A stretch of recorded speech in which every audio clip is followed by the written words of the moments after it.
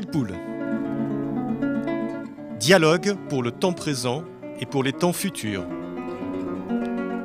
Une émission de Marc Wielinski, tous les dimanches de 13h à 14h sur RCJ. Où va notre monde? Comment mieux le comprendre? Que puis-je faire pour l'améliorer? Que m'est-il permis d'espérer?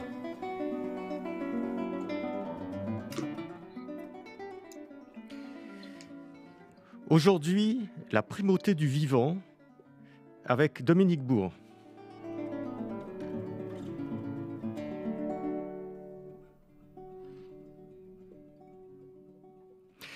Dominique Bourg, bonjour. Bonjour. Vous êtes philosophe, il est mis dans votre biographie que vous êtes franco-suisse. D'ailleurs, nous sommes en duplex aujourd'hui de Suisse, de Lausanne, je crois. Tout à fait. Vous êtes professeur donc honoraire à l'université de Lausanne, spécialiste des questions environnementales. Et vous avez entre autres présidé jusqu'en décembre 2018 le conseil scientifique de la Fondation Nicolas Hulot pour la nature et l'homme. Et vous avez écrit de nombreux ouvrages. Je rappellerai simplement les derniers que j'ai pu relever. Une nouvelle terre pour une relation avec l'autre. Le marché contre l'humanité au PUF à Paris en 2019. Retour sur Terre, 35 propositions en 2020, toujours au PUF. Et nous allons parler aujourd'hui de votre dernier ouvrage, La primauté du vivant, essai sur le pensable que vous avez coécrit avec Sophie Soiton. Ou Soiton. Soiton. Voilà. Et c'est au PUF aussi. Alors, c'est un livre qui est extrêmement riche. Alors, il faut dire à nos éditeurs qu'il n'est pas forcément facile à lire, mais alors ça vaut le coup de s'accrocher parce qu'on en sort tout à fait transformé. Enfin, moi, j'en suis sorti complètement transformé avec une vision tout à fait différente de ce qu'est à la fois la pensée, le pensable, la nature. Enfin, tout ça a pris une coloration complètement nouvelle depuis que j'ai lu votre livre. Et on va essayer de faire partager, ou je vais essayer de faire partager cette transmutation à nos auditeurs et à nos spectateurs sur YouTube. Vous dites dans ce livre, donc, Primauté du vivant, nous commençons à prendre conscience de notre appartenance, et par tous nos pores, au reste du vivant. Nous nous apprêtons à en reconnaître l'unité et même la primauté. Dominique Bourg, ma première question, c'est la suivante. Avions-nous perdu ce contact avec le vivant que, selon vous, nous sommes en train de retrouver à notre époque? Oui, on l'a perdu de façon... Alors, c'est une longue histoire, on peut remonter très Mais on a loin, le par temps, exemple, donc un vous pouvez me philosophe... raconter une longue histoire. Oui.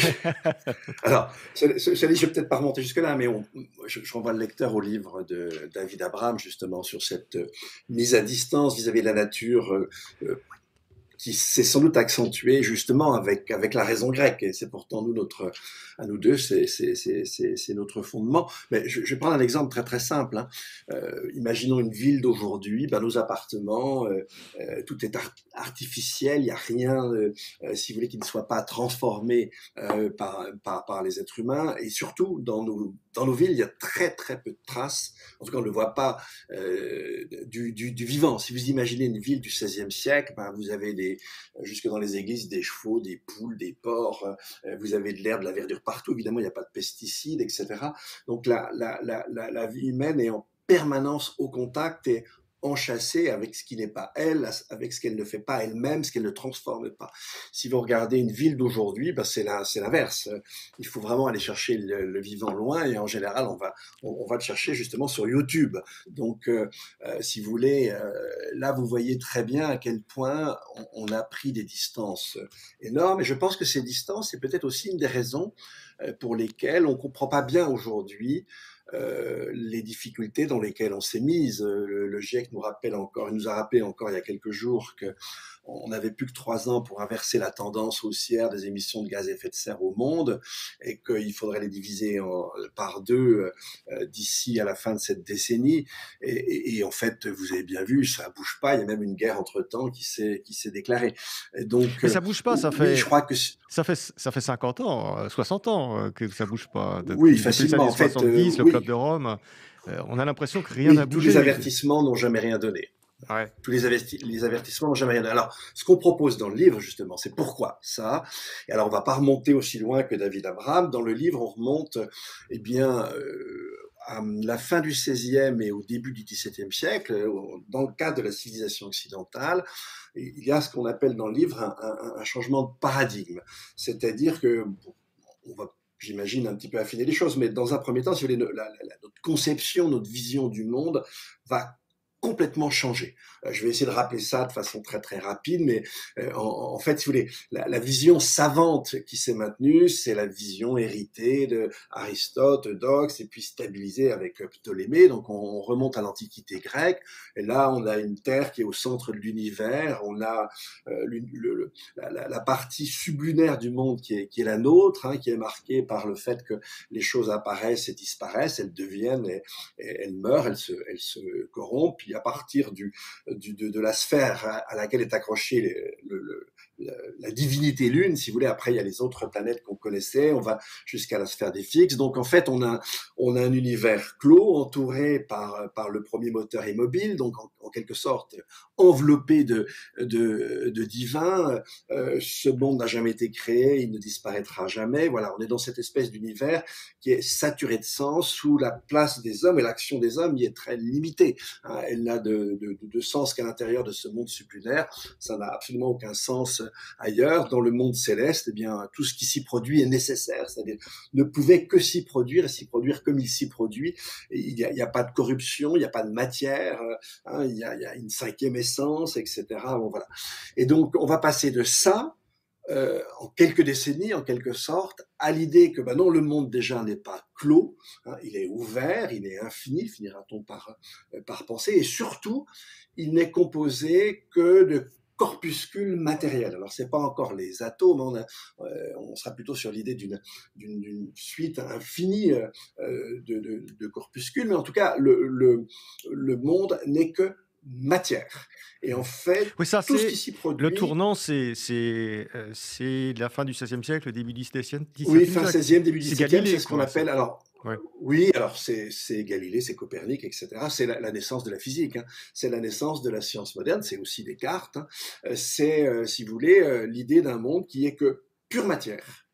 Et tout ce qui s'y produit est le résultat de chocs entre des particules. Et on pense que ce monde, eh bien, est régi par une loi unique. Au début, c'est la loi du mouvement de Galilée. Ça sera ensuite la gravitation universelle de Newton. Il faut attendre la fin du 18e pour que d'autres lois universelles adviennent. Alors, ce qui est vraiment important là, c'est pour ça que ça répond à la question que vous posiez, Marc, c'est que l'idée que, en fait, eh bien, nous autres êtres humains, pour autant qu'on pense, pour autant qu'on possède une intériorité, eh bien, nous sommes complètement étrangers à ce monde. Et en fait, nous autres êtres humains, on a en quelque sorte un pied dans ce monde, mais un pied dans le monde céleste. Et là, il y a une congruence énorme et très forte entre la manière dont on a fini par lire le livre de la Genèse, hein, et puis cette science moderne. Les êtres humains sont étrangers à la nature. Et là, on peut rappeler un des versets de la Bible, hein, Genèse 1, 26, vous autres les êtres humains, dit Dieu, les seules créatures à ma ressemblance, à mon image et à ma ressemblance, et donc vous êtes appelés à dominer tout ce qui vit sur Terre. Donc là, c'est très clair, on est l'espèce de coupure radicale entre les êtres humains et tout le reste. Ouais, Et tout le les reste dans êtres humains sont... les animaux qui font partie de la matière. Et ça Alors, absolument. Alors, vous non le seulement montrez les très animaux, mais bien les dans votre plantes. livre. Il y a eu une Oui. espèce de basculement parce que c'était pas forcément le cas dans les philosophies Ah non. antérieures. Enfin, on va revenir dessus, mais il y avait une relation à l'animal, comme vous l'avez dit, qui était très très proche. Et là, d'un seul coup, on a l'impression qu'il y a une séparation avec l'animal. C'est la théorie des animaux-machines, en fait. Les animaux font Alors, partie, des animaux et ce des sont des plantes mécaniques. machines. Ce sont des mécaniques. Les animaux, comme les plantes, c'est de la pure matière. Il n'y a pas un gramme de sensibilité, il n'y a pas un gramme d'intériorité. Il n'y a pas un gramme de pensée. On est dans un univers purement matériel, donc insensé, ouvert, plastique, si j'ose dire, et qui n'a pas de sens en lui-même. Ce sont les êtres humains qui apportent le sens. Et donc tout ce qui est vivant n'est pas vivant et n'a aucune valeur en soi. Donc il ne faut pas s'étonner D'une certaine que façon, l'on la notion soit de dans le monde où nous vivant, sommes aujourd'hui. on a exclu la notion de vivant, presque, parce que vous avez d'un côté la Oui, matière, de l'autre non, ça l'esprit. n'existe plus. Et bien là, on peut faire le contraste entre Aristote et par exemple Descartes, et puis de manière générale les modernes. Hein. Pour Aristote, sa physique est en fait un peu une biologie, et en fait, penser à Lamarck, au contraire, on va voir dans la biologie une pure physique. C'est-à-dire ce que le monde moderne ne peut pas penser, est incapable de penser, c'est la vie. Alors, il n'y a pas à s'étonner qu'aujourd'hui on la détruise, hein, on la détruit à grande échelle, parce qu'effectivement, la vie n'existe pas. C'est tout simple. Et ce que vous montrez très bien, Dominique Bourg, c'est que ce basculement, ou d'une certaine façon, du monde dans le pur matériel et des animaux et des plantes, par la même occasion, dans le pur mécanique, a ouvert la porte à la fois à toutes les réussites de la science moderne, de la technologie, mais aussi à toutes les dérives qu'on connaît depuis, en gros, 400 ans dans notre considération du monde vivant. Absolument. C'est-à-dire que, en fait, à partir du moment où on imagine que nous autres êtres humains sommes comme extérieurs à la nature, eh bien, ça permet de reposer complètement différemment la question de la vocation de l'espèce. Hein.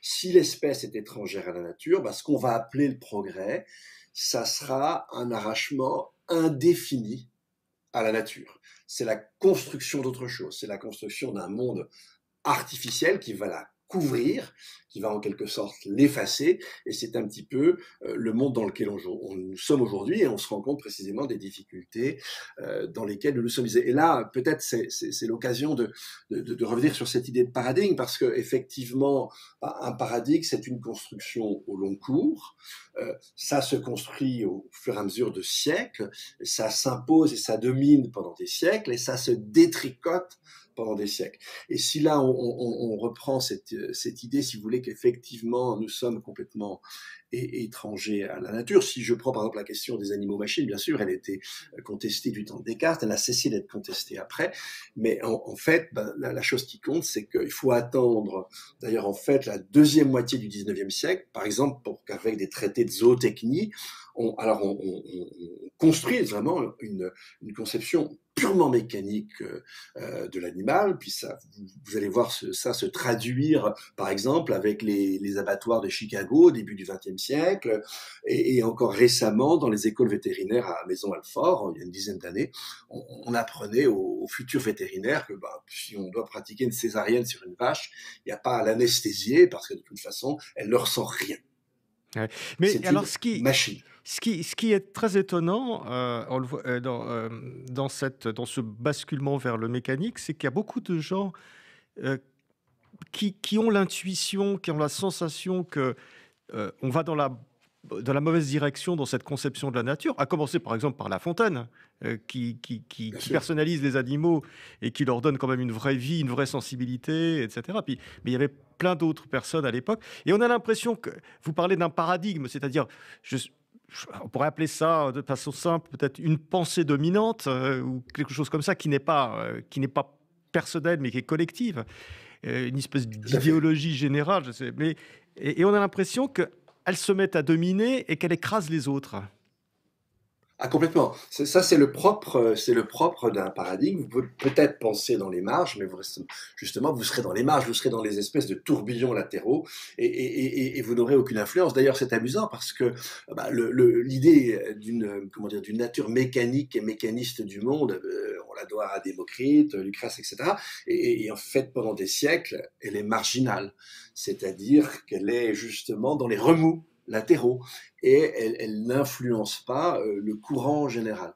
Et évidemment, à partir de la fin du XVIe, début du XVIIe, c'est l'inverse, c'est le mécanisme qui est le courant principal, et finalement tout ce qui ne, ça n'empêche pas qu'on puisse penser d'autre chose, mais ça n'a pas d'impact, ça n'a pas d'effet, ça reste encore une fois marginal, parce qu'effectivement il y aura plein de contestations des animaux-machines, ça ne nous empêchera pas de traiter aujourd'hui de manière industrielle nos animaux et par milliards. Si Parce j'ose que dire. c'est presque une illusion, dire que qui tous les gens qui ont vu un animal une fois dans sa vie, il y en a quand même encore quelques-uns, heu, ont Oui. compris de façon intuitive que ce ne sont pas des machines, que ça a des sentiments, que ça souffre, que ça, donc on a l'impression d'une vaste, une sorte d'hypnose, je ne sais pas comment. C'est une forme d'hypnose, hein, c'est une forme d'hypnose, c'est-à-dire que en fait, c'est ça la force d'un paradigme. En fait, un paradigme, c'est pas personnel, c'est collectif et personne n'en a jamais décidé. On cite un très beau passage là du célèbre livre des années 60 de Robert Lenoble hein, sur justement l'histoire du mécanisme en Europe et il rappelle lui-même bien à la fin du XVIe, on a un certain nombre de figures savantes qui sont en train de construire la science et puis derrière elle, la vision moderne du monde. Ces gens ne se connaissent pas au départ, ils n'ont aucun contact entre eux et en fait va s'imposer à eux comme d'évidence ce paradigme pourtant si contrefactuel et effectivement tellement étranger à l'expérience spontanée qu'on peut faire. Et vous connaissez cette scène où Malebranche, avec un de ses interlocuteurs, frappe son chien, il lui dit, écoute, il résonne comme si je frappais sur une cloche, mais il n'y a pas plus d'intériorité, de sentiment chez lui qu'il ne saurait y en avoir quand une cloche résonne après Ouais, il avoir été refusait frappée. tout Donc, sentiment voilà, à son chien. C'était pourtant un homme de Dieu, complètement. en théorie. Alors C'était justement, le père justement, Malebranche, et voilà. oui, non, non, justement, bien sûr, il s'appelle Malebranche en plus. Oui. Bon, mais en même temps, c'est ça la force d'un paradigme.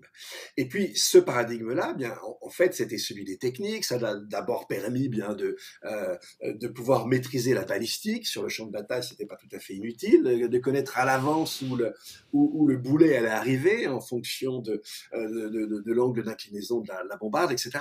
Bon, et puis petit à petit, ça a permis d'améliorer l'exactitude des montres, des horloges, et puis petit à petit, on va rentrer, il faudra attendre évidemment le 19e siècle pour rentrer dans la révolution industrielle, mais ce mécanisme-là, et la science, c'est quelque chose, c'est une espèce de rouleau compresseur qui va avoir une puissance extraordinaire. Et n'oubliez pas précisément, vous rappeliez que Marc Malebranche est un homme de Dieu, ben effectivement, justement, c'est aussi une forme d'interprétation, je dis bien une forme, hein, le texte est beaucoup plus riche, une forme d'interprétation de la jeunesse qui a fini par dominer au cœur du Moyen-Âge.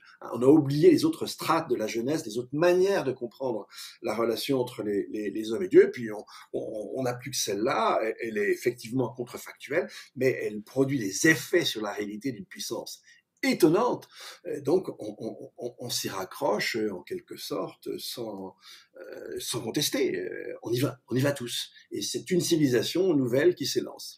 Alors, vous dites, Dominique Bourg, dans ce livre, donc La primauté du vivant, que les classiques, enfin tous ces créateurs de cette physique qui a été, sur le plan technique, si fructueuse, avec les lois de la physique, plus tard Newton, etc., vous dites que les classiques n'imaginaient pas que le développement de nos capacités de transformer le monde puisse être destructeur. C'est-à-dire qu'il faut attendre le 19e siècle pour l'idée qu'on puisse détruire avec le progrès technique arrive. Mais jusqu'au 19e siècle, on ne pensait pas que maintenant, ça nous est très familier.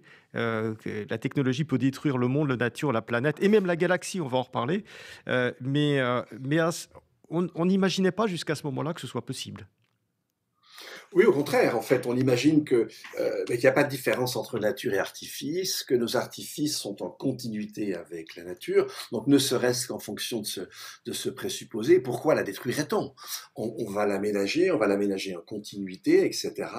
Et on va l'aménager justement à partir de la connaissance de ses lois propres.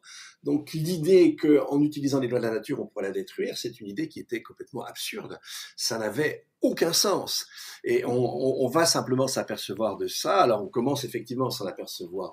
Alors déjà, Rousseau a quelques petits doutes, mais on va vraiment le mesurer avec l'avènement de la chimie. Et il faut bien se souvenir que, en fait, quand la chimie organique arrive, quand Lavoisier arrive, etc., au contraire, on voit comment dire, dans l'affirmation de la chimie scientifique, de la chimie moderne, eh bien, ce qui va, au contraire, assainir, purifier, améliorer l'environnement.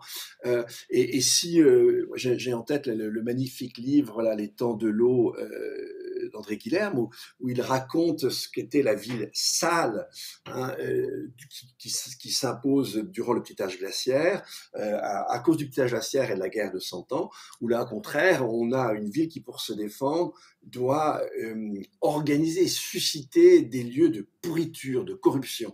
Et puis même les techniques, par exemple, d'impression des tissus, on passe à une chimie organique, on va utiliser les fesses, hein, la merde, on va utiliser l'urine, etc., pour imprimer les tissus, et on a besoin de salpêtre pour produire de la poudre, on va ralentir la circulation des eaux, etc., on va se mettre à faire ses besoins au-dessus des remparts pour que ça pue en dessous, bon, etc., etc. Donc, ça renvoie, si vous voulez, à des choses qui sont très concrètes. Alors effectivement, le XVIIIe siècle, ensuite après Lavoisier, l'hygiénisme, au contraire, c'est bien l'idée qu'avec les sciences modernes, on va tourner le dos à cette ville puante, on va au contraire avec la science, rentrer dans une harmonie plus grande avec la nature. C'est tout à fait étonnant quand on regarde ça avec le recul, parce que depuis au moins le livre de Rachel Carson, depuis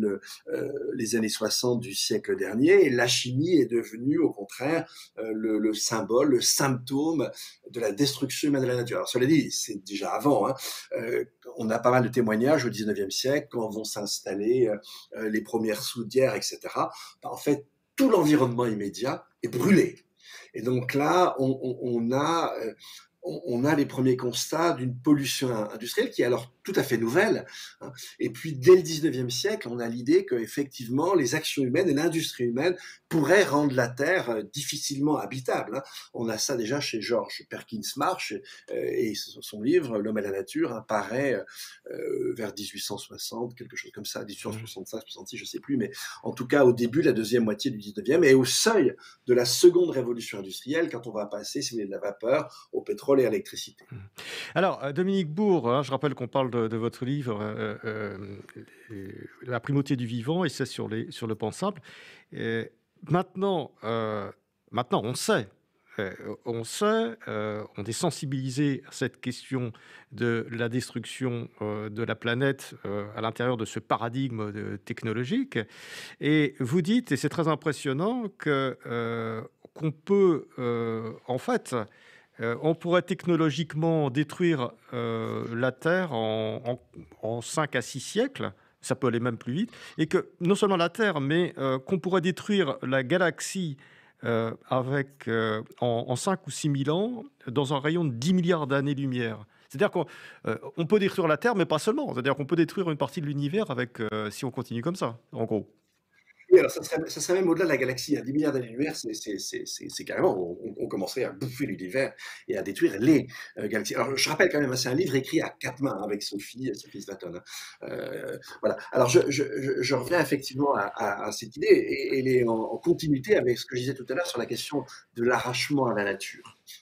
Et effectivement, cet arrachement à la nature, il va devenir très concret déjà avec l'économie néoclassique, dès le milieu du 19e. Ça va être théorisé de façon encore plus claire avec des gens comme Solow, etc., durant ce siècle, dans les années 60. L'économie, c'est quoi? C'est la transformation par les êtres humains du capital naturel, et c'est la substitution à ce capital naturel d'un capital reproductif, donc de techniques, d'artefacts. Et effectivement, là, on va citer un astrophysicien soviétique, Nikolai Kardashev, dont les théories ont été vulgarisé par un physicien américano-japonais dans les années 90, hein, Mikio Kaku, et qui reprend la typologie des civilisations de Kardashev et qui dit voilà, on n'est même pas dans le premier stade de civilisation. Le premier stade, c'est quand on a, en fait, eh bien, par nos activités, on est allé jusqu'à détruire le noyau de la Terre. Bon. Et c'est effectivement, on va y revenir, si avec les exponentielles, ça apparaît assez facilement. Le deuxième stade des civilisations, ben, on détruit le système solaire. Et puis, troisième stade de civilisation de type 3, si vous voulez, c'est quand on s'en prend à la galaxie et aux autres galaxies. Et effectivement, un physicien français qui s'appelle Gabriel Chardin, il y a quelques années, s'est amusé à faire le calcul. Lui, il imagine une planète, une exoplanète quelque part, là, qui ressemblerait quand même un peu à la Terre, et voilà, une planète, si vous voulez, théroïde. Et puis, sur cette planète théroïde, vous y mettez une espèce humanoïde. Et puis vous la prenez carrément dès le départ et vous imaginez que cette horde initiale, en fait, eh bien, va croître tous azimuts avec un taux de croissance annuel de 2% par an. Et là, effectivement, selon ses calculs, en quelques siècles, pour son industrie, pour ses consommations, etc., elle aura détruit sa propre planète jusqu'à son noyau. Et puis, effectivement, 2%, c'est énorme. Je vous rappelle que, par exemple, sur Terre, on connaît un taux de 2%, c'était quelques nations industrielles à compter des années 1870. Les États-Unis commencent à excéder les 2% de croissance dans les années 20, ils auront des problèmes après. Et puis, de manière générale, bien, vous avez la reconstruction après-guerre, où là aussi, l'Europe va connaître des taux de croissance de 5% et plus. Et donc, là, du coup, effectivement, avec un taux de croissance simplement de 2%, il reste à 2% en continu, alors que dans l'histoire de l'humanité, c'était 0,06. Hein. Eh bien, là, en 5 à 6 000 ans, vous avez détruit l'univers, au-delà de la galaxie, hein, en 10 milliards, avec un rayon de 10 milliards d'années-lumière. C'est énorme. Et donc, on voit bien que, si vous voulez, la logique, qui est la logique moderne, est une logique folle. C'est une logique de destruction. Hein, et en fait, elle nous transforme en une espèce de chancre de l'univers. Et vous avez ça, en quelque sorte, dans l'œuf mécaniste, si j'ose dire. C'est-à-dire qu'effectivement, si nous sommes étrangers à la nature, et si notre devenir, c'est de nous en arracher, c'est de la transformer en permanence, ben oui, effectivement, on la détruit. Alors ça, comme on vient de dire, qu'on la détruise, on prend un petit peu conscience, une toute petite partie de l'humanité au 19e siècle, et puis à compter de l'après-guerre, des années 60 essentiellement, eh bien cette idée-là va se diffuser, et aujourd'hui, ben, c'est l'idée que défendent aussi bien le GIEC que son équivalent pour le vivant, l'IPBES par exemple. Oui, on peut penser qu'on est quand même dans une période de prise, de prise de conscience et là, dans votre livre, donc Dominique Bourg, hein, je rappelle, écrit avec, Sophie Swatton, Essai sur le Primauté du vivant, essai sur le pensable. Hem, Vous parlez, et ça, c'est un des éléments les plus impressionnants de votre livre, heu, vous dites qu'il y a dans la nature, finalement, il y a une forme d'intelligence, une intelligence écosystémique, une intelligence sans sujet, c'est-à-dire que c'est pas la, on peut pas dire chaque animal, même voire chaque plante est intelligent, mais il y a une espèce d'intelligence diffuse qui fait évoluer la vie de son côté, une intelligence dont probablement nos ancêtres de la période pré-scientifique, pourrait-on dire, avec conscience, dont certaines populations dites peuples premiers ont peut-être conscience avec le chamanisme et autre chose, et qu'on est, espérons-le en tout cas, en train de retrouver. Alors d'abord, qu'est-ce que c'est que cette intelligence de la nature, cette intelligence du monde Est-ce que vous pouvez Alors, préciser un peu on les a, choses? oui, oui, je vais préciser. En fait, c'est tout le livre, hein, qui construit cette idée-là. Et alors, pour essayer de faire comprendre cette intelligence, justement, on repart de cette notion de paradigme. Hein. En fait, je vous le disais tout à l'heure, personne n'a décidé du mécanisme.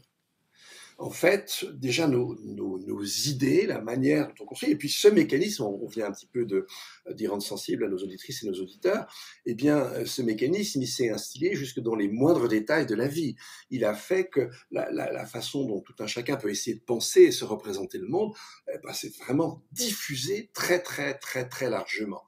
Et donc, déjà là, on voit bien que la pensée, c'est pas quelque chose d'individuel.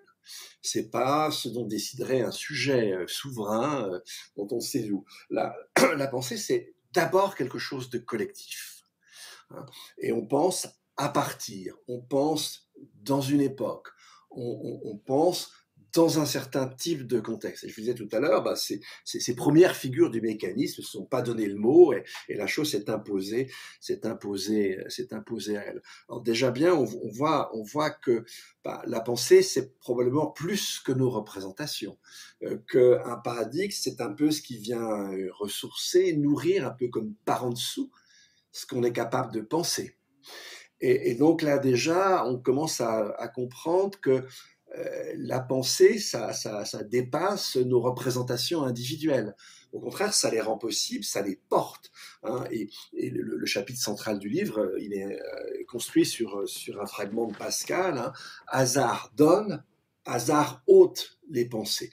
Donc cette idée de paradigme, c'est ça, c'est cette espèce d'inspiration de source qui nous porte à penser les choses. Et puis on va être même un peu plus précis en se servant du travail de Tim Ingold, hein. Quand Tim Ingold fait la différence entre deux manières de fabriquer, il y en a la conception classique qu'on va retrouver chez Platon et chez Aristote, hein. C'est ce qu'on appelle la conception ilémorphique, c'est-à-dire qu'on a une matière informe et l'être humain va lui imposer une forme. On part du bois, on en fait une chaise, on en fait un lit. Il dit, ben voilà, ok, ça, d'accord, mais il y a une autre manière de fabriquer, c'est celle du vannier. Parce que le vannier, quand il construit un panier, etc., là, ça marche pas comme ça. En fait, la fibre elle-même, elle va contraindre, elle va elle-même autoriser ou ne pas autoriser certaines formes, et le travail individuel va accompagner et jouer à l'intérieur des possibles que la fibre permet. Eh bien, en fait, un paradigme, c'est pareil, hein. Quand on pense, on est comme un vannier. Bien sûr que chacun de nous, avec plus ou moins de bonheur, va arriver à construire quelque chose, mais on le fait à partir d'un courant, à partir de fibres qu'on ne contrôle pas et qu'on reçoit. Donc là, on voit déjà que la pensée, c'est déjà quelque chose qui dépasse le sujet souverain. C'est ce à partir de quoi le sujet peut construire une forme relative, mais une forme réelle quand même, de souveraineté. Donc ça, c'est une idée vraiment importante. Puis on pourrait y revenir sur le plan de l'action, comment ça marche comme ça, hein, avec la question de la chasse et puis des pratiques de lutte contre les partisans par les nazis. Enfin, on y reviendra peut-être. C'est un exemple auquel je tiens beaucoup. Et puis alors ensuite, après, dans le livre, on va essayer de relever toutes sortes d'indices du fait que nos pensées, c'est plus que simplement nos représentations. Alors là, je viens de décrire le cadre général avec la question du paradigme, mais effectivement, si je repars de ce paradigme mécaniste, il y a que les êtres humains qui ont des représentations, tout le reste, on l'a dit, est machine. Et or, non, ce que va mettre en évidence, par exemple, l'éthologie, hein, la connaissance et la compréhension du comportement des animaux, c'est qu'évidemment, le pouvoir de représenter, on va le retrouver à peu près chez tous les animaux qui sont dotés d'un système nerveux central, d'un système cérébral. Et puis, je vais prendre un exemple chez les animaux, parce que les gens savent très bien que l'éthologie a fait tomber tous les critères classiques, hein, de partition entre l'animalité d'un côté et l'animalité de l'autre. Mais je vais prendre deux exemples qu'on donne dans le livre qui sont étonnants et qui renvoient déjà à cette intelligence dont vous parlez. On va commencer par les fourmis. Les fourmis, elles sont quand même pas dotées d'un système cérébral nerveux central extrêmement développé. Leur nombre de neurones va pas très loin. Et bien pourtant, les fourmis calculent. Et là, je renvoie à cette expérience qu'ont fait les éthologues, qui est complètement étonnant. Hein, effectivement, pour retrouver un endroit où elles ont la nourriture, les fourmis se servent de deux choses. Elles se servent de petites particules physiques, hein, les phéromones, donc de particules odorantes, et puis elles font comme le petit pousset, hein, elles jettent en quelque sorte des cailloux sur leur chemin pour le retrouver. Et puis, ce dont on s'est aperçu, c'est que, en plus de ça, elles comptent leurs pas. Et donc, on a essayé de mettre à l'épreuve leur capacité de calcul, soit en écourtant leurs pattes, pas très sympathique, il faut les couper, ou soit en leur mettant des échasses. Et là, on s'est aperçu qu'elles recalculent. Et avec des échasses ou avec des pattes plus courtes, Ben non, elles vont finir par bien retrouver l'endroit où elles doivent aller chercher la nourriture. Chez les abeilles, c'est encore plus étonnant parce que, alors on savait depuis les années 30 avec von Frisch que les abeilles, quand une abeille revenait à la ruche, par une danse en 8, elle indiquait la distance et l'orientation où elle venait trouver du pollen. Mais on s'est aperçu que non, c'est beaucoup plus précis, elle calcule un angle. Hein, en fait, l'abeille est euclidienne, c'est quand même assez étonnant comme idée. Et donc, on voit déjà avec ces petits exemples-là, Alors, je on voudrais voit juste revenir qu'effectivement, une seconde sur ces oui, exemples, parce que je trouve qu'ils sont oui, fascinants. Je vais vous dire l'impression que ça m'a fait en vous lisant. oui, C'est qu'on se dit effectivement, ces bestioles, elles ont 0,1 grammes ou milligrammes de matière grise. Donc, on ne peut pas expliquer oui, tout leur savoir, tout le calcul, etc., uniquement par ça. Donc, c'est comme si c'était des êtres. Alors, je vais prendre une image pour le fait qui est assez mécaniste, mais c'est comme si elles étaient connectées à une espèce d'ordinateur central, en fait. C'est-à-dire que, et ce qui était recomposé en permanence, c'est que comme si elles recevaient un savoir et qu'elles l'utilisaient. Est-ce que c'est un peu comme ça qu'il faut voir les choses? oui, alors oui, pour nous, c'est des métaphores. Justement, ce Oui, sur ce sont quoi on des insiste dans métaphores, le bien livre, sûr. c'est que, voilà, hein, c'est que précisément, c'est la distinction qu'on fait entre la pensée et le pensable. Hein. C'est-à-dire que la pensée, bah, pour nous, c'est nos représentations. Chez les grands animaux, on va retrouver ça, avec des choses qui sont très très proches de l'animal humain. Bon, ok, ça c'est les pensées. Et puis ce qu'on essaie de montrer dans le livre, c'est, bah non, ces pensées, elles sont pas seules. Elles sont comme hantées, comme si elles reposaient sur une espèce de flux sous-jacent. Et ça, c'est ce qu'on appelle le pensable. Et évidemment, le pensable, on peut le penser qu'à partir de nos pensées, donc on ne peut le penser qu'en creux. Hein. Et effectivement, on a des indices que cette chose existe. Alors, on l'a avec, effectivement, avec les pas des fourmis, avec le calcul des angles des abeilles. On peut trouver on a essayé de montrer qu'on avait des exemples dans le monde végétal. Alors, dans le monde végétal, c'est assez extraordinaire. C'est un des exemples très connus qui était déjà donné, je crois, par Bergson, hein, c'est celui de l'héliconius, donc c'est une forme de papillon qui ne veut pondre ses œufs que sur une plante bien particulière, euh, et la passiflore. Et en fait, cette plante a une forme de feuille très très particulière. Évidemment, le papillon l'identifie avec cette forme de feuille. Et qu'est-ce que fait la plante pour protéger son magasin de carbone, quoi, ses feuilles? Parce qu'effectivement, si l'héliconius il pond ses œufs vont devenir des chenilles et les chenilles vont bouffer les feuilles. Et les feuilles, je vous rappelle, c'est le magasin de carbone de la plante. Donc, qu'est-ce qu'elle fait? Elle va feindre qu'elle n'est pas une passiflore. C'est complètement dingue. C'est-à-dire, elle va imiter la forme d'autres feuilles, comme si elle percevait de l'extérieur la forme de ces feuilles. C'est complètement étonnant. Alors, Bergson, d'autres aussi, donnent d'autres exemples. Et lui, très clairement, il dit, bien, en fait, dans l'évolution créatrice, il parle d'élan vital. Et en fait, ben, ce qu'il montre, c'est que l'élan vital est intelligent et que cette intelligence précède la différence entre instinct et intelligence, au sens, alors à l'époque, plus proprement humain, puisque ses travaux sur l'éthologie n'existaient pas. Ben, c'est une idée voisine que celle qu'on défend. Puis alors après, ben, et on donne d'autres exemples sur les plantes qui sont complètement étonnants, enfin, Oui, qui ça sont c'est. totalement décoiffants. On va laisser un petit peu nos auditeurs découvrir ces éléments dans vos plantes, mais c'est tout à fait fascinant de voir que finalement, cette intelligence du vivant, enfin je l'appellerais comme ça, qui pousse le vivant depuis toujours et le fait innover, créer, etc. On peut le retrouver aussi, et ça c'est un autre passage, un très très beau passage de votre livre, euh, dans des pensées qui ne sont pas des pensées classiques, occidentales, etc., mais qui sont quand même des savoirs. Et là, il y a quelque Oui, chose, il y a un chapitre très étonnant dans votre livre, Dominique Bourg, parce que vous êtes un philosophe, vous êtes quelqu'un de rationnel, etc. Vous parlez du chamanisme, et vous dites, non, le chamanisme, c'est pas un folklore, c'est pas une façon de voir le monde, bah, c'est déjà pas mal, mais non, c'est un véritable savoir connecté à quelque chose de la nature. Ça c'est très impressionnant. Est-ce qu'on est sûr de ça? Est-ce que les savoirs chamaniques que l'on a longtemps considérés comme des pré-savoirs ou des choses un petit peu secondaires, y compris dans la philosophie occidentale, il y a un véritable savoir connecté quelque part? Ah oui, ça, je crois que. Alors, on le montre avec différents exemples, hein, et on n'est pas les premiers, mais on prend un exemple qui est quand même assez fascinant, qui est celui des arbres à pluie. Alors, je restitue un petit peu les choses, hein.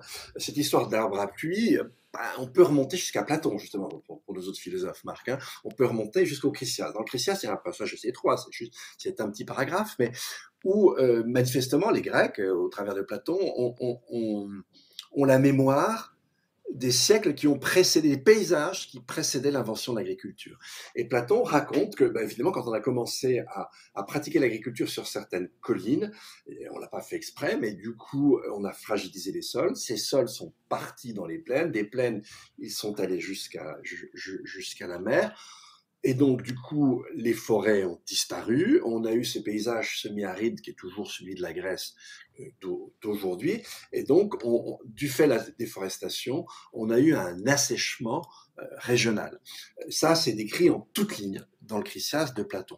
Ce Alors qu'ils n'avaient savoir-là, pas on de va moyens l'oublier. scientifiques de remonter, bien évidemment, de faire de l'archéologie ou de la paléoarchéologie biologique pour savoir ce qui s'était passé. Tout à fait, Donc c'est la mémoire. c'est un savoir hérité. Alors là, celui-là, il n'a rien de magique, hein, celui-là. C'est simplement une mémoire de ce que étaient les paysages et puis de ça. Mais en fait, les Européens, plus de 1500 ans après, vont faire une expérience en raccourci par rapport à l'expérience des Grecs. Ils vont faire cette expérience sur une des îles Canaries où ils vont déforester. Hein, ils vont déforester l'île et ils vont y planter de la canne à sucre. Et effectivement, bah, très vite, ils vont arrêter la canne à sucre parce que comme ils ont déforesté, ils ont asséché l'île. Et on voit très bien que Christophe Colomb a bel et bien compris ça, on voit ça dans sa correspondance. Il se dit, bah, la Jamaïque, il n'y a pas de problème, effectivement, on ne pourrait pas l'habiter aujourd'hui, on ne pourrait pas la coloniser parce que c'est trop humide. C'est pas un problème, les amis, on va la déforester. Et en la déforestant, on va réduire le régime des pluies et l'île deviendra habitable. Et il se trouve en même temps que, eh bien, il y a un indigène qui a trahi et qui a donné le secret d'un de ces arbres à pluie. Je vais vous expliquer ce que ça veut dire. Et puis là, on va retrouver ce sujet, la relation entre les forêts et le régime des pluies. Alors, c'est Boussingault, proche de Humboldt, qui le premier a vraiment commencé à dire, bah non, il y a une véritable relation.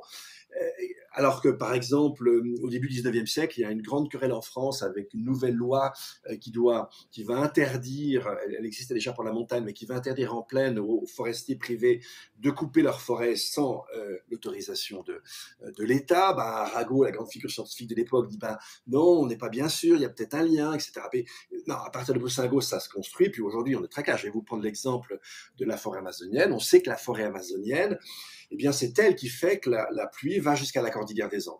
En fait, les vents dominants partent de l'Atlantique, et on sait maintenant qu'il y a 6 cycles d'évapotranspiration, parce qu'en fait, quand la forêt reçoit l'eau de pluie, eh bien, elle la restitue pratiquement en totalité par le phénomène d'évapotranspiration. Comme nous, la forêt transpire, et donc il y a 6 cycles qui font que l'eau va aller jusqu'à la cordillère des Andes. Et puis il y a une équipe récente qui au Brésil a observé tout ça. On voit effectivement ce qu'on appelle des rivières volantes, c'est-à-dire on voit des courants de vapeur au-dessus de la canopée qui sont gigantesques, beaucoup plus importants que l'Amazone, puisque l'Amazone n'en est jamais qu'une conséquence.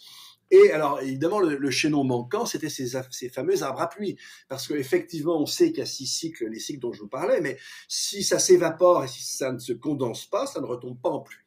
Et donc, ce qu'on a découvert très très récemment, les premiers articles, c'est 2014, c'est quelque chose comme ça.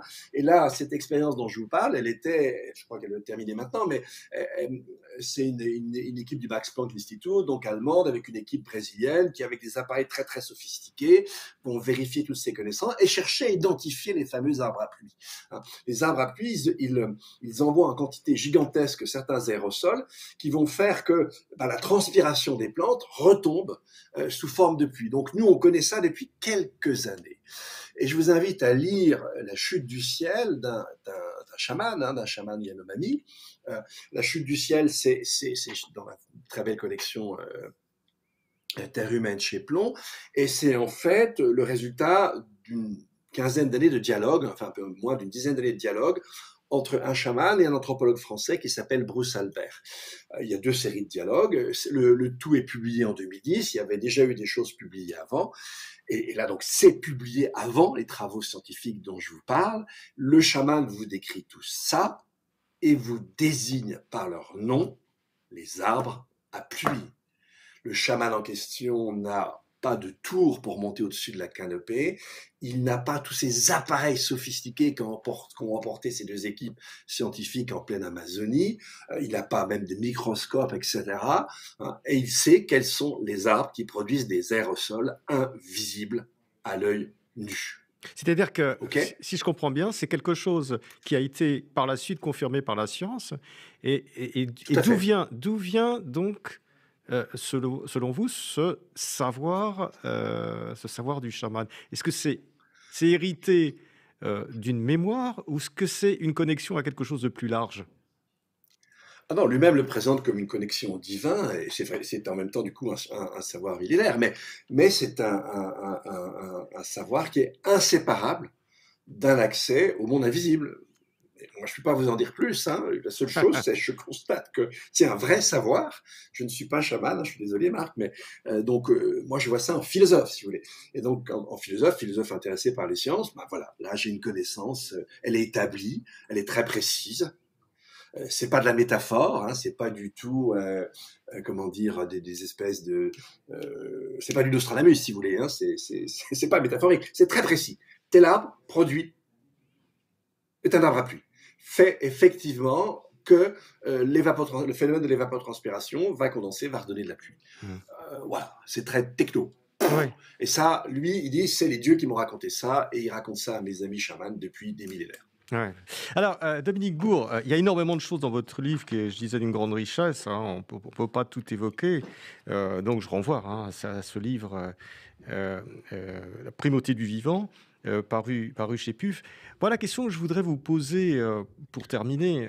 Et c'est une question un petit peu générale. Donc, effectivement, on sent bien, en vous lisant, qu'il y a une prise de conscience générale de cette question qui est celle de notre connexion à la nature. D'ailleurs, vous dites quelque part que euh, ce qui nous éloignera de l'abîme, vous dites ça, page 190, de l'abîme qui nous menace et nous permettra de renouer avec l'accomplissement social et personnel de notre vie, c'est bien cette réaffirmation de notre unité avec le vivant.